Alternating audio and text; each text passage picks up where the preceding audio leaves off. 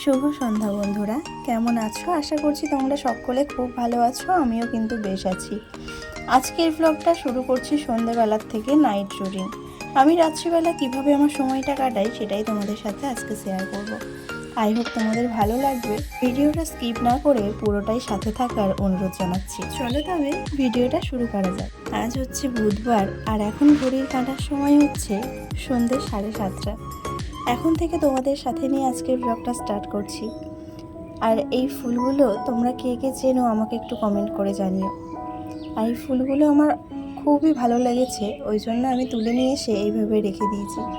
কোনো টাকা পয়সা লাগেনি যে ফুলগুলো আমরা কিনে নিয়ে আসবো বা কিছু, কিন্তু টাকা পয়সা ছাড়াও ঘর বাড়ি বেশ ভালোভাবেই সুন্দর করে সাজিয়ে নেওয়া যায়। আর এই ফুলগুলো কী ফুল বলো তো? খালের মধ্যে বা পুকুরে দেখবি যে শ্যাপলা ফুল বা নাল ফুল বলে যেগুলোকে, সেই ফুলগুলোই। এগুলো ছোট ছোট, কেন বলো তো? খালে তো এখন জল নেই, ওই জন্য ফুলগুলো না বেশি লম্বা হয়নি। আর এক জায়গাতে অনেকগুলো হয়েছিল দেখে ভালো লাগছিল, তাই জন্য তুলে নিয়ে এসে গ্লাসের মধ্যে জল দিয়ে এইভাবে রেখে দিয়েছি। কেমন লাগছে অবশ্যই কমেন্টে জানিও কিন্তু। তো সন্ধেবেলা সন্ধে টন্ধে দিয়ে এসে আর ছোটুকে একটু বিস্কুট দিয়েছি, ও খাচ্ছে। আর সেই সুযোগে আমি একটু চালটা ধুয়ে নিলাম, নিয়ে গ্যাসেই ভাতটা বসিয়ে দেব। যেহেতু গরম পড়ার জন্য দুপুরবেলা ভাতটা রান্না করা থাকলে না কেমন একটা ঘামা ঘামা হয়ে যায় বা জল কাটা মতো লাগে, ওই জন্য সন্ধেবেলা শুধু ভাতটাই করি। দুপুরবেলা খাওয়া দাওয়া করে যে তরকারিগুলো থেকে যায় সেগুলোই রাত্রিবেলা আমাদের হয়ে যায়, আর ওগুলো ফ্রিজে রেখে দিই, তাই নষ্টও হয় না। আর এদিকে দেখো আমের আচার করেছিলাম, সেই আচারটা এখন বয়ামে তুলে নিচ্ছি। আর আচারটা না বেশ ভালোই হয়েছে, আমটাই সবে দানা দানা বসেছে। তো সেই রকম আম কেটে ধুয়ে আর আচার বানিয়ে নিয়েছি। তোমরা কে কে আচার বানিয়েছো এই সময় আমাকে একটু কমেন্ট করে জানাবে।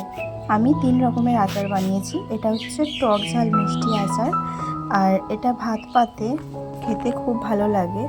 আর আরেকটা বানিয়েছি, সেটা আমের ছ্যারকা বলে, তো আম তেলও বলে অনেকে।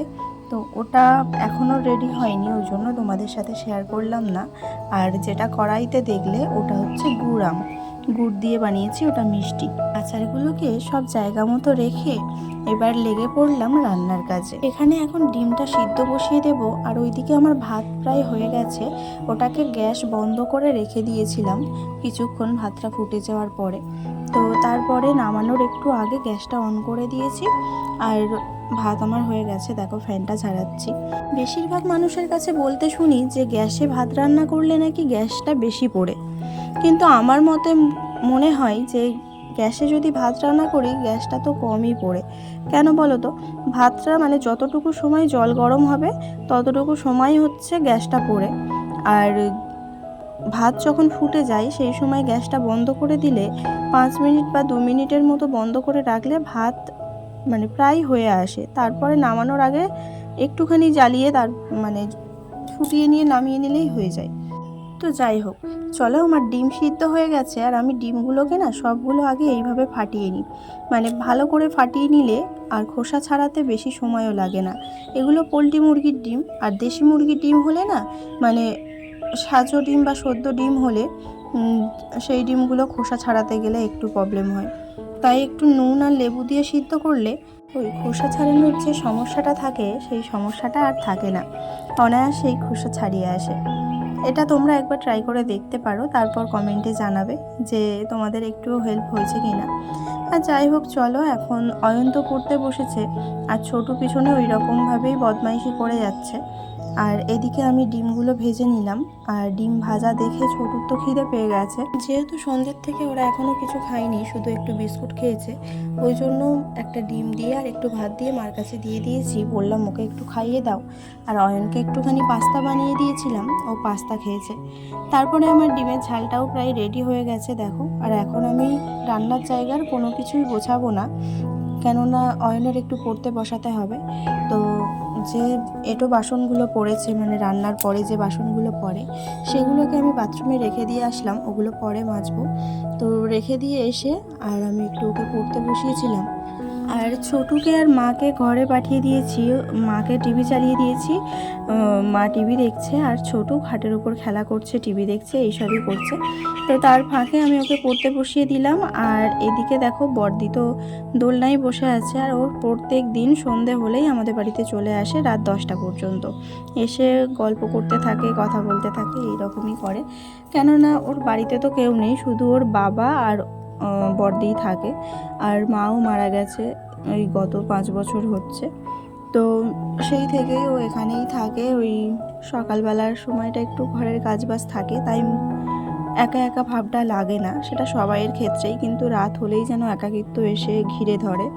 তো যাই হোক, যে কোনো কাজের মধ্যে থাকলে বা ব্যস্ততার মধ্যে থাকলে মানে সেই একাকিত্ব ভাবটা আর লাগে না। ওই জন্য বড়দিও এসে বসে থাকে আর আমরাও কাজ করি, গল্প করি, এইভাবেই কেটে যায়।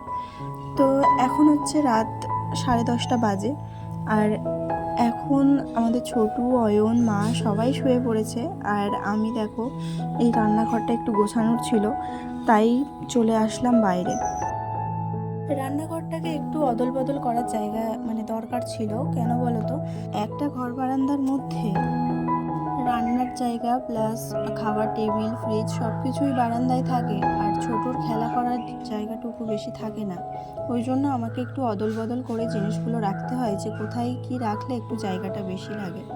তো চেয়ার, এই যে ভাঙা যে জিনিসটা ছিল মানে টেবিল টাইপের, এইটা একটু সরিয়ে রাখলাম, যে এই দিকটা রাখলে হয়তো আমার জায়গাটাও একটু বেশি পাওয়া যাবে, ওই জন্য এইভাবেই রাখলাম। আর ওই সাইডটা না, আমাদের ঘরের ওই সাইডটাই পুরো, ওই দিকটা পুরো মানে বুকিং হয়ে আছে। ওইটা খাবার টেবিল, দুটো সাইকেল, ফ্রিজ, চেয়ার সব ওই দিকে ভর্তি, মানে ওই দিকে কিছু করাই যাচ্ছে না। ওই জন্য এই জায়গাটা একটু ফাঁকা করে রাখলাম। আর এর পাশেই তো দেখতে পাচ্ছ মানে পাথর টাথর নিয়ে এসে লাগানো হবে, তাই জন্য রাখা আছে। তাই যতটা পারি আর কি পরিষ্কার করে রাখার চেষ্টা করি। তো রাত্রিবেলা প্রায় আমার সব কাজই হয়ে গেছে, দেখো সব কিছু গুছিয়ে রেখে দিয়েছি। আর ওইদিকে জলের বোতলগুলোও ভরে রেখে দিয়েছি। আর তারপরে হচ্ছে রান্নার জায়গাটা একটু মুছে মানে ক্লিন করে রাখলাম।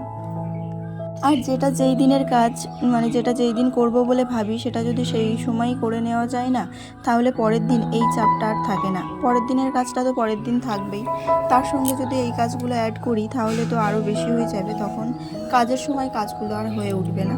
তো দেখো এইভাবেই আমি আমার গ্যাসের টেবিলটাকে সাজালাম। তো কেমন হয়েছে অবশ্যই কমেন্টে জানাবে।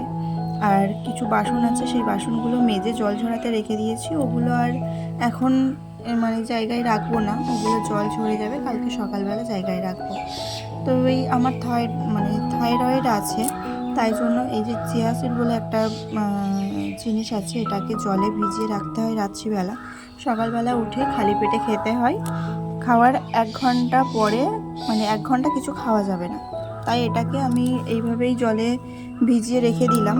আর চলো এক ঝলক দেখে নাও আমার রান্নাঘরটা কেমন লাগছে। বারান্দার একটা কোণে এইভাবেই আমি সাজিয়ে গুছিয়ে রাখি বলে জায়গাটাও কম লাগে আর দেখতেও সুন্দর লাগে। আর বৃষ্টি হওয়ার কারণে এইদিকে এইভাবে একটা কাপড়ের ঝাঁপ দিয়ে দিয়েছি। তবে বন্ধুরা, আজকের ভিডিওটা আমি এখানেই শেষ করলাম। কমেন্টে জানাবে কেমন লাগলো, আর চ্যানেলটা সাবস্ক্রাইব করে আমার পাশে থেকো। টাটা।